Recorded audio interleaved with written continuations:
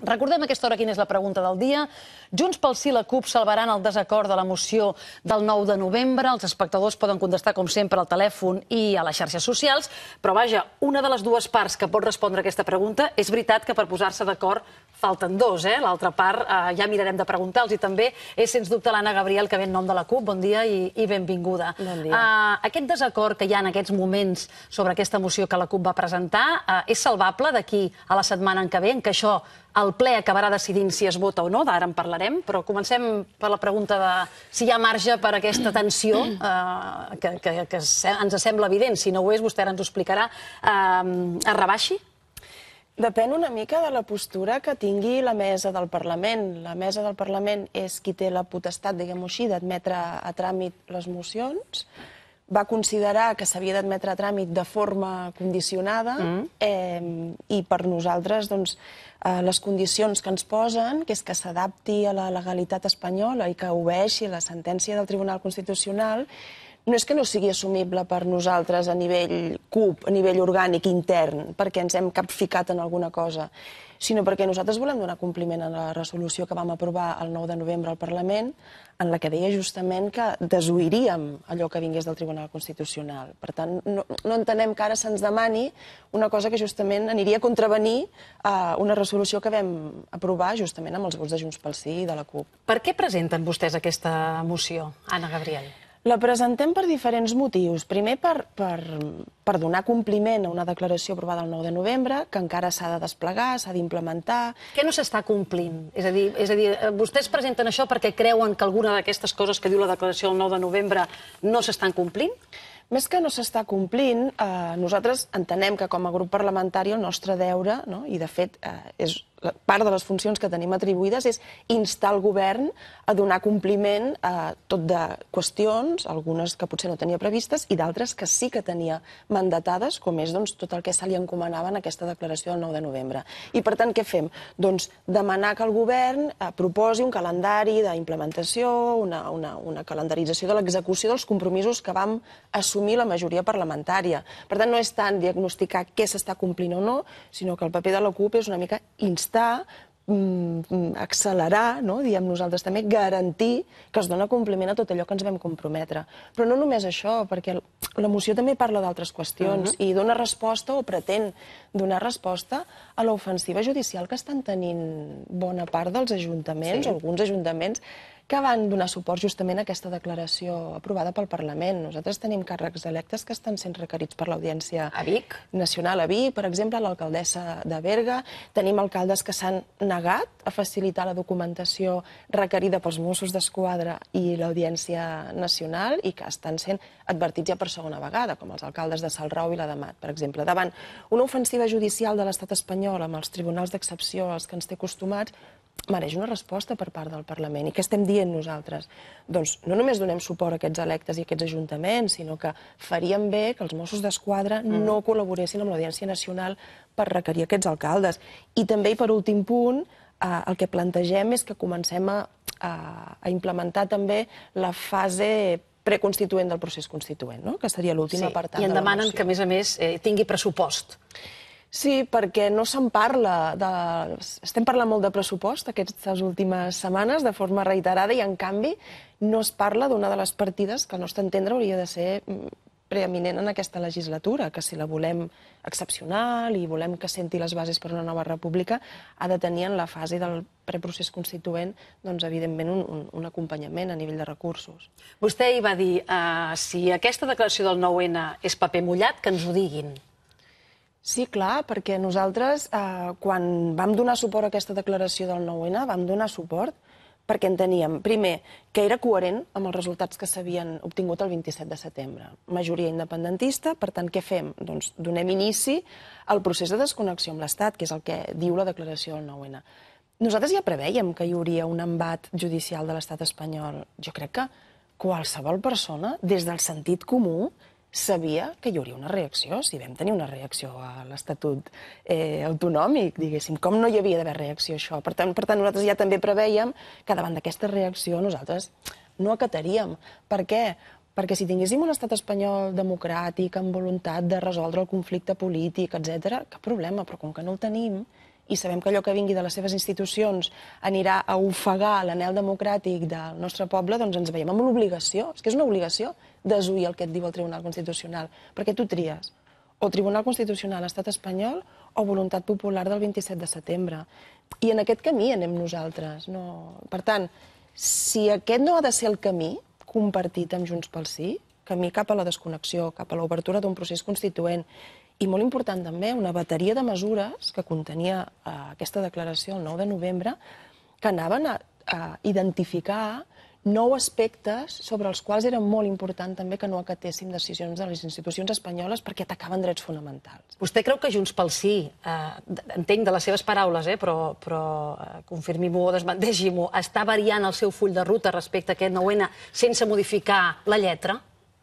Jo no m'atreviria a afirmar-ho amb aquesta taxativitat perquè sovint hem vist també com diferents veus dintre Junts pel Sí, en relació al full de ruta, en relació fins i tot com s'interpreta aquesta moció. Nosaltres el que ens inquieta és que es digui de la CUP que estem gesticulant, que estem demanant una revàlida cada 15 dies, que no tenim... És que se'ns ha arribat a dir que es demostra de nou que no som independentistes i que som nosaltres els del processisme.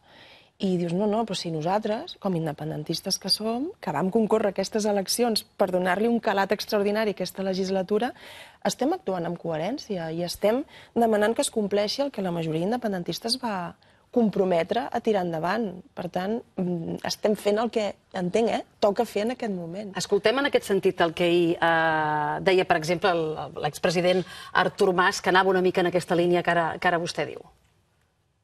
Jo crec que tenim un altre perill, que és que ens pesi massa l'estètica de la gesticulació. La meva opinió. Fruit també de l'experiència. L'estètica de la sobregesticulació és la que ens pot perdre. L'estètica aquesta de cada 3 mesos hem de tornar a votar el que ja hem votat. Hem de ser més i ho hem de fer una mica millor. I el que no podem fer a casa nostra és caure en el parany de que les pedretes o roques del camí ens les posem nosaltres mateixos. Creu que va per vostès, això? Probablement, perquè l'expresident acostuma a parlar de nosaltres de forma reiterada. El que passa que jo crec que si en alguna etapa hi ha hagut estètica de la gesticulació és en tot el període autonomista en què de forma reiterada s'aprovaven declaracions al Parlament que reconeixien el dret a l'autodeterminació al poble de Catalunya. Jo no sé quantes se n'han arribat a aprovar al Parlament, però més d'una quinzena. Això és probablement gesticulació. Nosaltres no veníem a gesticular. Nosaltres ens vam comprometre a ser acceleradors del procés i a ser garantia, si els resultats ens ho demanaven, de ruptura amb l'estat espanyol. Es donen aquests resultats i nosaltres, per tant, no només no estem gesticulant, sinó que estem fent allò que entenem que ens vam comprometre a fer. I aquesta acceleració no pot ser contraproduent? Li dic, ahir escoltàvem, per exemple, Lluís Salvador, secretari d'Hisenda, dient, escolti'm, primer s'han d'enllestir les estructures i al final de tot, quan ho tinguem tot a punt, fer aquesta desconnexió i entenc que podria arribar al punt d'una possible desobediència. Això que proposen vostès, de desobeir des de ja, no pot ser contraproduent? Però és que no ho proposem només nosaltres. És que la declaració aprovada el 9 de novembre al Parlament, també amb els vots de Junts pel Sí, deia que acataríem només la legalitat emanada del Parlament i que desoiríem allò que vingués del Tribunal Constitucional o de les institucions espanyoles quan ataqués drets fonamentals. És que això és un compromís compartit. Jo no sé si uns s'han oblidat del que van votar el 9 de novembre. Nosaltres no ens n'hem oblidat, i com que no ens n'hem oblidat i allò al que ens comprometem ho volem complir, en aquest camí anem. I és més, nosaltres també estem fent per garantir que hi puguin haver aquestes estructures i també estem empenyent perquè es tirin endavant les 3 ponències de llei, que també la ponència conjunta va costar una mica. I també ens hem compromès amb la comissió del procés constituent. Nosaltres estem fent moltes altres coses a banda de presentar aquesta moció. I justament sabem, perquè sabem i coneixem com opera l'estat espanyol, amb tots i cadascun dels passos que fem hi haurà ofensiva de l'Estat. I és que ja n'hi ha hagut, és a dir, en relació a la Comissió del Procés Constituent, en relació a les ponències de llei conjuntes, en relació a aquesta mateixa resolució. I el que justament entenem que s'ha de fer és, a més ofensiva judicial de l'estat espanyol, a més ofensiva antidemocràtica, més democràcia. I què és més democràcia?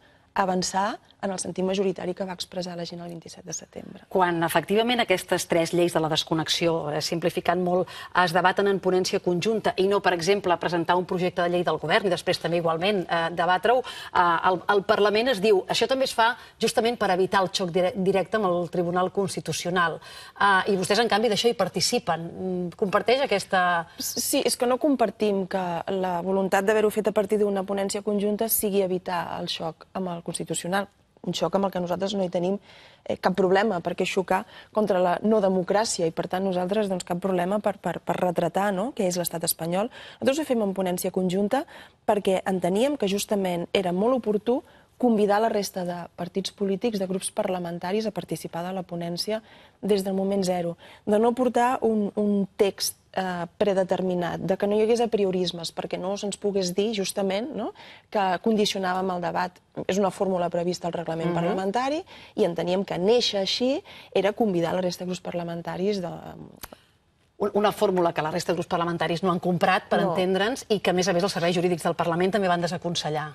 Jo crec que perquè, evidentment, bona part dels grups parlamentaris no comprarien res que tingués a veure amb la democràcia, que en aquest moment és l'exercici del dret a decidir, i els lletrats del Parlament, i amb tot el respecte, ho dic, evidentment estan fent una lectura del reglament i de la legislació d'acord amb la legalitat vigent.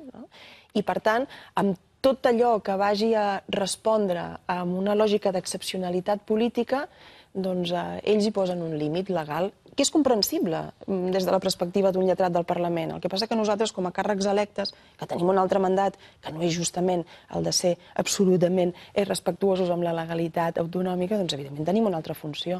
Ahir se'ls va demanar, efectivament, la mesa va admetre a tràmit aquesta moció, però amb la condició de canviar el redactat. Vostès ahir van dir, nosaltres aquest redactat no el canviarem. Això és inamovible, és una decisió presa, o d'aquí al 6 d'abril, que crec que és la data del ple, hi ha marge per la trobada, per la negociació, per poder incorporar alguna esmena de Junts pel Sí? Aviam, de marge sempre n'hi ha, el que passa que no acabem d'entendre quin és el redactat que hem de canviar. Quan nosaltres ahir dèiem no canviarem ni una coma, el titular potser fa pensar que som uns immobilistes i que no tenim cap mena de transigència i que ens neguem a parlar. I no és això. El que passa que davant de la petició de que ens adaptem a la legalitat espanyola i que ens adaptem a la sentència del Constitucional, la resposta serà clara. Però és que tenim centenars de regidors als ajuntaments que han donat suport a una declaració aprovada al Parlament. És que hi ha gent que s'està enfrontant a requeriments penals. Què li estem dient a la gent? Que davant del primer advertiment nosaltres ens fem enrere i aquesta moció aprovada el 9 de novembre la guardem en un calaix i ja presentarem coses que s'adaptin a la legalitat espanyola. Però què hem vingut a fer aquí? I nosaltres la Constitució espanyola ens la sabem de pe a pa. O sigui, el problema no és fer mocions que s'adaptin a la legalitat espanyola. Les sabríem fer perfectament. La qüestió és que el nostre mandat és un altre i el nostre mandat és donar compliment a una legislatura d'excepcionalitat. I hi ha legislació, hi ha lleis que dèiem que desbordaríem per donar compliment a drets fonamentals i parlàvem d'educació, parlàvem de sanitat, parlàvem d'habitatge, de refugiats, de deute. Tot això és declaració del 9 de novembre. És gesticulació demanar que adaptem la legalitat catalana per tal que no hi hagi desnonaments, que no hi hagi pobresa energètica, que no s'apliqui la LOMSE amb tot el que comporta en l'àmbit educatiu, que no hi hagi discriminació en l'àmbit de la sanitat, que tinguem una acollida de refugiades, desoint també el que diu l'estat espanyol, que no té cap interès en ajudar les refugiades d'enlloc del món. Això és gesticulació? Ostres, això és el mandat polític d'aquesta legislatura. Hi ha perill en la unitat independentista al Parlament? Nosaltres confiem i, de fet, aquest diumenge... Ho dic perquè fins ara s'havia... Disculpi, fins ara s'havia dit que, sobretot, les diferències entre Junts pel Sí, o una part de Junts pel Sí, que tampoc és una sola veu, la de Junts pel Sí, i la CUP era molt en el vessant social, en el vessant del model de país, però que en el full de ruta independentista hi havia unitat d'acció. Aquesta situació que ara vostè planteja vol dir que no veuen exactament igual la manera en com s'han de transitar i culminar aquesta legislatura en principi de 18 mesos? Nosaltres, de fet, el full de ruta que ens vam comprometre a seguir quan vam subscriure l'acord era el de Junts pel Sí. Nosaltres no vam posar un full de ruta alternatiu a sobre de la taula, vam entendre que ells, com a força majoritària, que havien tingut un full de ruta, que l'havien anunciat en el seu programa electoral, i per tant la gent era coneixedora de com s'operaria, d'operar, si ells tenien la possibilitat de conformar govern, és el que nosaltres vam assumir que era el que s'havia d'implementar. I la declaració aprovada el 9 de novembre es fa conjuntament amb Junts pel Sí, no és una imposició de la CUP, i per tant nosaltres no entenem que hi hagi variacions en allò que vam acordar en el seu moment, i si hi ha variacions seran per part de Junts pel Sí i seran ells que les hauran d'explicar a la seva gent. Aquesta situació deixa una mica més despullada aquella sospita que en aquells dies previs a aquest 9 de novembre es van posar sobre totes les taules de dir la signatura d'aquesta declaració del 9N és a canvi d'investir Artur Mas president? És que nosaltres mai vam plantejar aquesta declaració en aquests termes. Algú va pensar que era així? Jo no ho sé. Jo vaig estar a totes les reunions en les que vam treballar aquesta declaració, en totes. I mai es va plantejar en els termes que això anava a canvi d'una presidència. Però és que ens hagués semblat molt greu que s'hagués plantejat així, perquè aquesta resolució aprovada al Parlament parla de procés constituent, parla de desconnexió amb l'estat espanyol, parla d'un procés constituent des de baix, popular, participat, parla de drets fonamentals. Ens sembla que és una declaració d'un calat polític extraordinari, el més excepcional que haurà fet fins al moment el Parlament de Catalunya.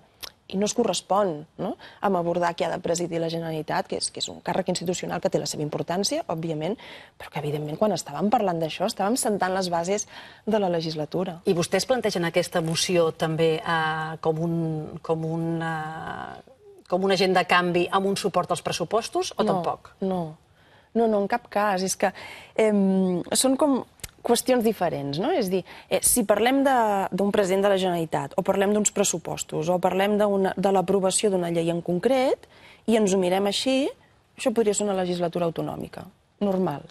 Sempre s'han aprovat pressupostos en les legislatures autonòmiques, independentment de qui hagi governat, i sempre s'ha investit un president. President, home, sempre, però president. En canvi, nosaltres aquí estem fent una cosa absolutament excepcional. Tan excepcional que, evidentment, el Tribunal Constitucional, el govern de l'estat espanyol en funcions, però govern, l'Audiència Nacional estan responent. Clar, perquè estem fent una cosa excepcional, perquè estem sentant les bases per desconnectar. I davant d'aquesta ofensiva de l'Estat nosaltres hi responem. I responem amb aquesta moció, sí, i d'altres maneres. I aquest diumenge presentarem una campanya justament per donar suport a tots els electes de l'àmbit local que estan sent requerits, amenaçats, interpel·lats, i pretenem que sigui justament una mobilització popular àmplia. I una mica és el lema que hi posem és sense por. És que no s'ha de tenir por d'exercir la democràcia. A dins la CUP tothom ho veu igual, Anna Gabriel? És a dir, la presentació d'aquesta moció, és a dir, no hi ha sensibilitats diferents a l'hora de plantejar aquesta qüestió? No, perquè no hi va haver diferències a l'hora de subscriure i aprovar la declaració del 9 de novembre, i és d'alguna manera una concreció de la declaració aprovada en el seu moment, en la que ja, evidentment, no hi va haver diferències. És una part que té a veure amb el suport als nostres electes i als electes d'altres formacions polítiques que puguin estar requerits. Per tant, com vols que algú es negui a donar suport als ajuntaments que estan, d'alguna manera, mostrant aquesta adhesió, aquesta declaració? I en relació al procés constituent, és que no... I en les converses que vostès tenen amb Junts pel Sí, on, teòricament, en aquell acord d'investidura, que també l'he portat per si ens feia falta, es deia que s'entraria, un parell de diputats entrarien en la dinàmica de Junts pel Sí, en les reunions de tota la legislatura. És a dir, vostès han detectat diferències a l'hora d'admetre o de recollir amb més o menys ganes la moció que vostès presenten? Aquesta proposta d'incorporar dos diputats de la CUP, finalment, de la forma que s'implementa a petició justament de Junts pel Sí, és que hi ha una coordinació setmanal de dues diputades nostres amb ells, i justament en la coordinació de la setmana passada ja s'havia fet la interpel·lació en seu de plenari, i per tant el que es va fer és dir la moció subsegüent a la interpel·lació contindrà aquests termes. Per tant, nosaltres això ja ho havíem posat sobre de la taula en seu de la coordinació habitual que estem tenint. Però és que ens sembla preocupant, realment, si ens hem de coordinar per donar compliment a allò que tots hem decidit. Que que haurem de recordar que aquesta declaració aprovada al Parlament el 9 de novembre la vam votar 72 diputats. Doncs què està passant? No ho sé, a nosaltres ens sorprèn una mica, perquè, insisteixo, si la gent té ganes, els espectadors, els oients, volen mirar-se el que vam aprovar el 9 de novembre i veuran tot el que conté, i miren la moció que presentàvem, des d'una perspectiva independentista diran és obvi que hem d'anar cap aquí. Des d'una perspectiva de drets fonamentals i socials diran és obvi que hem de donar compliment a allò que vam aprovar. Des d'una perspectiva de dotar el procés d'un calat popular participat des de baix, donem resposta també a això. Per tant, la pregunta de què està passant segurament no li han de fer els independentistes de la CUP. Vostè creu que amb això incompleixen d'alguna manera aquell acord d'investidura subscrit amb Junts pel Sí? Presentant, és a dir, tensant d'alguna manera la possibilitat que es trenqui aquesta majoria parlamentària. Dic perquè el primer punt era allò de no votar en cap cas en el mateix sentit que els grups parlamentaris contraris al procés i o al dret a decidir quan estigui en risc l'esmentada estabilitat. Si això s'acaba portant al Parlament, pot passar al revés? Clar, és que... Pot passar que sigui Junts pel Sí qui voti en contra d'aquesta moció? Seria molt estrany i nosaltres ens sembla que això no es produirà, perquè el posicionament de la mesa del Parlament, que recordem que és qui admet a tràmit la moció i ho fa de forma condicionada, el que ens diu és, si la moció es manté en aquests termes, nosaltres proposarem al ple que retiri el punt de l'ordre del dia. El Partit Popular, Ciutadans, PSC i Catalunya Sí que es pot ja han manifestat la voluntat de que això no sigui votat. Per tant, evidentment, no hi haurà la possibilitat ni d'entrar a debatre el contingut d'aquesta moció. Més enllà de que això arribi al ple o s'aturi abans, perquè si nosaltres diem que això no veiem d'alguna manera perquè ho hauríem de canviar i per tant ja no entra ni a l'ordre del dia, nosaltres seguirem treballant. A nosaltres no ens aturarà res. Tampoc aquesta diferència d'interpretació en clau de com hem d'operar respecte a la mesa. I seguirem insistint i seguirem sent accelerador i seguirem sent garantia perquè és el que vam dir que seríem. Per tant, jo espero o jo crec que confiem d'alguna manera de que puguem posar-nos d'acord en que per anar cap a la independència s'ha de desobeir. Perquè el revers de la desobediència és l'obediència. I quan tu desobeeixes el Constitucional és perquè estàs obeint el teu poble. O al revés, si tu decideixes obeir el Constitucional és que no estàs obeint el que t'ha demanat la gent d'aquest país que es va expressar. Per tant, independentment de quina vida o curta vida tingui aquesta moció, nosaltres la legislatura la tenim claríssima. Què li sembla a vostè aquesta fórmula justament de fer recaure sobre els parlamentaris i no sobre la mesa el fet de si això entra o no a l'ordre del dia? D'alguna manera podríem començar a fer lectures del reglament del Parlament en base a l'anàlisi de si seria convenient que això ho decidís estrictament la mesa o no. Nosaltres, quan vam donar suport a aquesta mesa, recordem que hi ha diferents fórmules d'atribuir representació a la mesa, per llei d'on, per un sistema de restes majors, és igual, dinàmiques, diguéssim, d'adjudicació de representació als òrgans col·legiats. Nosaltres vam estar d'acord en que hi hagués una majoria independentista a la mesa. Per què hi vam estar d'acord? Perquè vam dir és la garantia que la mesa no sigui aturador. No sigui aturador d'aquelles qüestions que en aquesta legislatura s'hauran d'admetre a tràmit, fins i tot contravenint la legalitat espanyola, perquè la legalitat espanyola no és una legalitat que doni cobertura a la democràcia i als drets col·lectius dels pobles. Per tant, per això vam donar suport a aquesta mesa. Esperem que aquesta mesa reconsideri el paper que té durant aquesta legislatura, perquè evidentment no la vam votar perquè fos corretja de transmissió dels mandats del Tribunal Constitucional, la vam votar per una altra cosa. Creu que ho està fent amb aquesta decisió que ha pres? En certa manera sí, perquè aquesta admissió condicionada se'ns diu que la condició que hem de complir és adaptar la moció a la legalitat espanyola. Vostès diuen sense desobediència no hi ha independència. Les xifres que hem repassat 1000 vegades és aquest 48% de suport a les urnes. La CUP va ser els primers en dir en el seu moment no s'ha guanyat el plebiscit, no s'ha passat del 50%, i una majoria, això sí, parlamentària.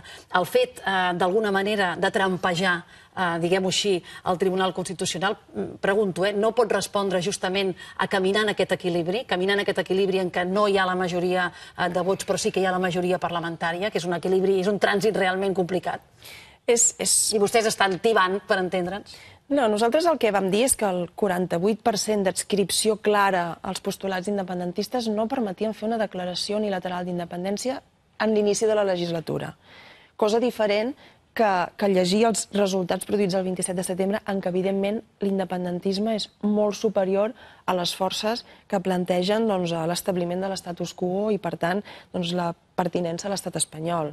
Doncs nosaltres, d'acord amb aquestes majories i conscients que la majoria del país és favorable a l'exercici d'un referèndum, el tan anhelat referèndum, que em sembla que amb les converses que hi ha a l'estat espanyol per conformar govern ja no se'n parla tant d'aquest referèndum, ja ha caigut de l'agenda política. Avui hi ha una reunió Pedro Sánchez, Pablo Iglesias. A veure si recuperem. Vostè creu que amb Podem, el govern espanyol, les coses podrien anar una mica més de cara pel procés iniciat a Catalunya?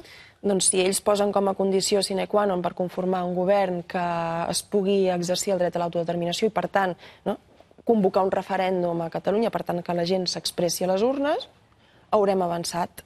Si no és així, entenem que no hi ha resposta a l'anhel popular majoritari d'aquest poble.